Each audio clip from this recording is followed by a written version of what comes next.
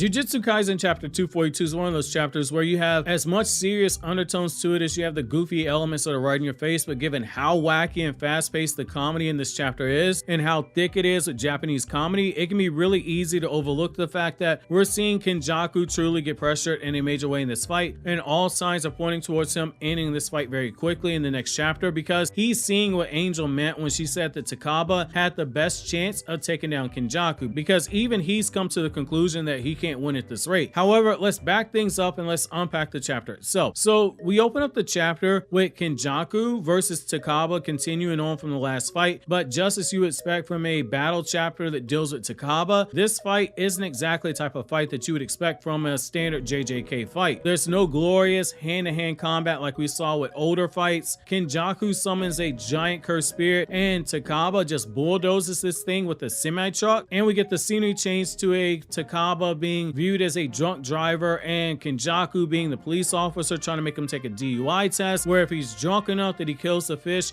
inside the bag, then they have to arrest Takaba. Now, this is basically a play on those old cartoon gags that you probably saw like in the 90s, early 2000s, where you would see someone with super stinky breath so foul that it would kill flowers from the odor. So in this case, the booze being so overwhelming that it just kills the fish when you blow into the bag. However, this is flipped on its head by showing us that this is really just Takaba doing what he told us in the last chapter, which is that he's rediscovered his passion for comedy, and this is going to make Kenjaku laugh, and that the antics are going to get more and more over the top in a way that clearly requires you to suspend disbelief, because it's Takaba's effort to try and get Kenjaku to do a genuine, sincere laugh. This is how you have the tiny fish that was in the bag now being the size of a grown child on the operating table, and Takaba and Kenjaku are trying to save it by doing an electroshock, which ends up burning the fish down to the scales. And when you don't have Kenjaku shocking Takaba, you have Kenjaku mourning over the death of the fish. It's about as wacky and zany as you would expect from someone with Takaba's powers and skill set when it comes to his brand of humor.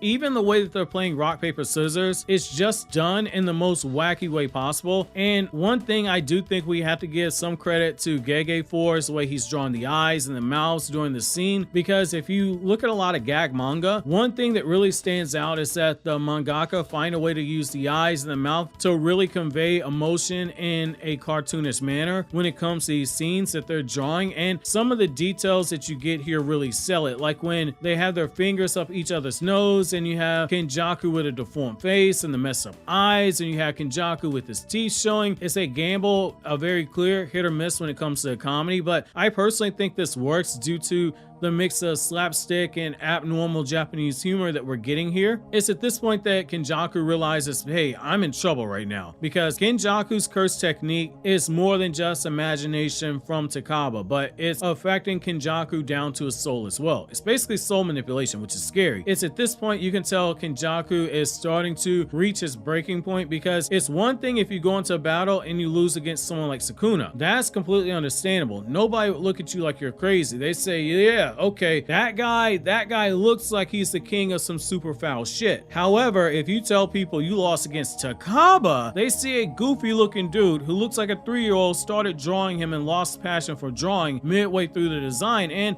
they're gonna look at you sideways. It won't ever cross their mind, hey, this guy, he might have some over-the-top curse technique. We might need to be careful. They'll just think that there's something wrong with you. At this point, Takaba has Kenjaku fighting for his pride, but due to how his curse technique works, he can't show his aggression and frustration on a level that you might deem appropriate for Kenjaku. Normally, when you see someone like Kenjaku using a special grade curse, you go, oh, this is gonna get nasty very quick. Like say he did when he used the smallpox deity against Mei Mei. But due to Takaba's powers, he just one-shots it early on. So that tells you that while Kenjaku is getting frustrated and he is sustaining damage by his own admittance, he's going to be unable to win this fight unless he does it from within the confines of Takaba's technique, which is so simple is actually brilliant writing, because it takes a character like Kenjaku who is so in control all the time, and it gives him the one thing he's not truly used to, which is a lack of control without a clear way out of it, which is what you see that is really driving him crazy. The unhinged humor in the writing continues with Kenjaku and Takaba taking part in the game show, which gives Takaba more opportunities to showcase his comedic skill. The only thing I could see with this style of writing is that if you're someone who's used to traditional battle shonen presentation and you're just used to big meaty men who are beating each other up, or teenagers whipping out landscape altering attacks, or small kids beating each other to a pulp, then this fight, it might be something that really takes you out and makes you check out of it, because this thing is heavy on the Japanese comedic humor that might go over your head if you're not too familiar with it, because this is even more so over the top than what you would see in a series like Gintama, or especially the Impossible Adventures of Bobobo, which interestingly enough also ran in Weekly Shonen Jump. Given Shonen Jump's track record for all the generational battle shonen that you get from like generation to generation, so like Fist of the North Star, Dragon Ball, Naruto, My Hero Academia, Jujutsu Kaisen, it's easy to forget that Shonen Jump does a lot of gag manga, and with this fight you can see Gege tapping into some of that when he's drawn some of these scenes,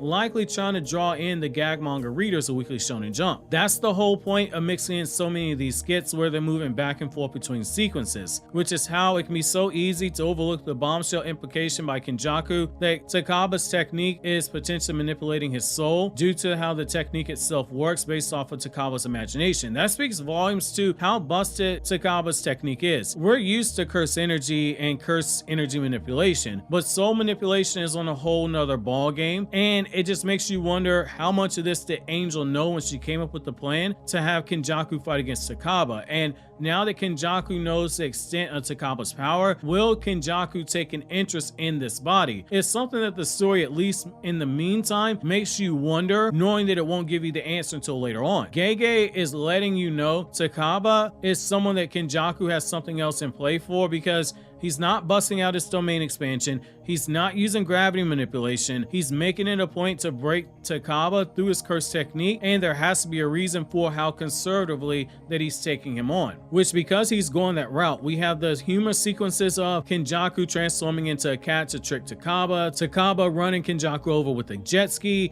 the two of them splashing water on each other and laughing it up. It's super unserious, but it's also giving us another chance to see another side of Kenjaku, a more vulnerable side where he's thinking to himself he's actually having fun. And it makes you go back to the last chapter where Takaba said that he was going to make Kenjaku do a genuine laugh. The story wants you to think, hey, we might be getting there, while hiding behind the fact that this could also be part of Takaba's curse technique because of how wacky everything's presented. It protects the character who has been seen as this badass manipulator switching between bodies, at one point being Yuji's mother, and it protects him by saying, hey, he might be having fun right now, but you'll never know for certain because of how Takaba's actual technique works. If we go immediately after this and we see him kill Takaba and he goes back to being normal Kenjaku, nobody bats an eye. So if you were going to show this side of his character, it needed to be here and now. That's why you get that sequence right after this of Takaba getting drowned by Kenjaku, and why it's so important, because it shows you how self-aware Gege is of this character. And just as quickly we get that moment where the water turns into soda